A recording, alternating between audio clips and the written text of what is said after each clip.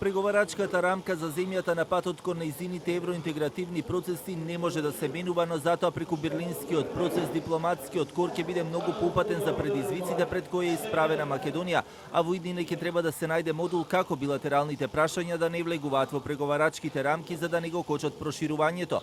Дел од аналитичарите во земјата со став дека иако ова засега се уште делува неостварливо, не значи дека во иднина не може да се очекува. Промена на преговарачката рамка не е можна, повторувам, но условите под кои што земјите ќе преговараат, особено во делот на спречување на билатералните прашања да влезат во процесот на преговори и проширување, мислам дека ќе има обиди да бидат такви гаранции да бидат некако создадени низ различни механизми.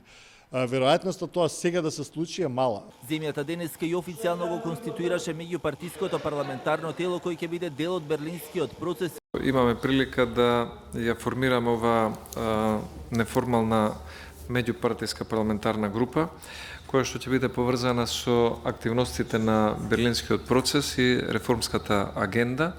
Работи кои што во одреден дел и се преклопуваат, но генерално имаат за цел да им помагаат на државите од регионот, вклучително и на Македонија. Сепак на денешното конституирање на ова тело во законодавниот дом не се отвори поголема дебата, ниту пак пратениците ја коментираа една од последните изјави на еврокомесарката Коз дека Македонија од лидер во регионот заврши како тажна приказна во друштво со Косово и Босна и Херцеговина.